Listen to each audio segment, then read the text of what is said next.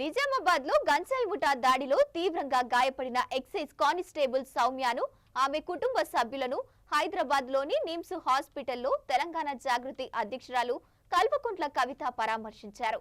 సౌమ్య కుటుంబానికి అండగా ఉంటామని కవిత హామీ ఇచ్చారు. గుంపు మేస్త్రికి ప్రధాన గూఢాచారియే సంతోష్ రావు అని, కేసీఆర్ తినే ఇడ్లీ సమాచారాన్ని కూడా రేవంత్ రెడ్డికి చేరవేసే వ్యక్తి ఆయనే అని ఆమె అన్నారు. తన గూఢాచారికి శిక్ష పడకుండా రేవంత్ రెడ్డి కాపాడుకునే పరిస్థితి ఉందని అన్నారు. గంజాయి డ్రగ్స్ ముఠాలకు తగిన గుణపాఠం చెప్పాలని, సౌమ్య కుటుంబానికి అండగా ఉంటామని హామీ ఇస్తున్నానని అన్నారు. ఇప్పటికైనా ఈ ప్రభుత్వం మత్తు వదిలి డ్రగ్స్ గంజాయి మాఫియాపై ఉక్కుపాదం మోపాలని, అదే విధంగా ఎక్సైజ్ ఫారెస్ట్ సిబ్బంది ఆత్మరక్షణ కోసం వెపన్స్ ఇవ్వాలని కల్వకుంట్ల కవిత ప్రభుత్వాన్ని కోరారు. నమస్కారం.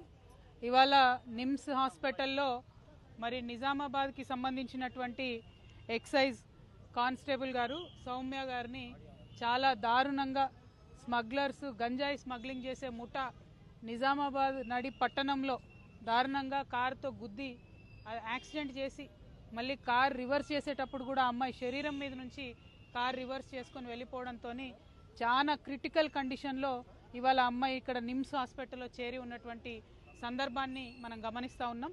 నిన్న నిజామాబాద్లో కూడా ప్రైవేట్ వైద్యశాలలో మంచి వైద్యం అందించే ప్రయత్నం చేసి ఇక్కడికి తీసుకురావడం జరిగింది.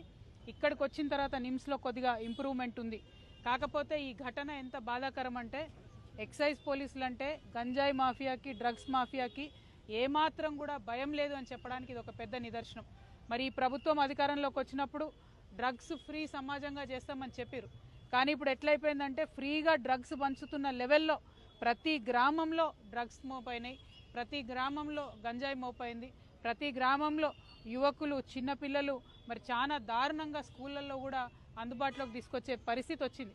దీనివల్ల డైరెక్ట్గా బాధపడేది మా ఆడబిడ్డలే. ఏదేమైనా గృహహింస పెరుగుతున్నది, ఆడవాళ్ళ పట్ల అసభ్యంగా ప్రవర్తించేటటువంటి కల్చర్ పెరుగుతున్నది. వీటన్నిటికీ డ్రగ్స్ నాందిగా ఉన్నాయి. కాబట్టి మరి ప్రభుత్వం ఇప్పటికన్నా మత్తు వదిలి నిద్రలేచి వారి యొక్క ప్రతాపాన్ని చూపించి డ్రగ్స్ని అరికట్టాలని చెప్పి నేను డిమాండ్ చేస్తూ ఉన్నాను.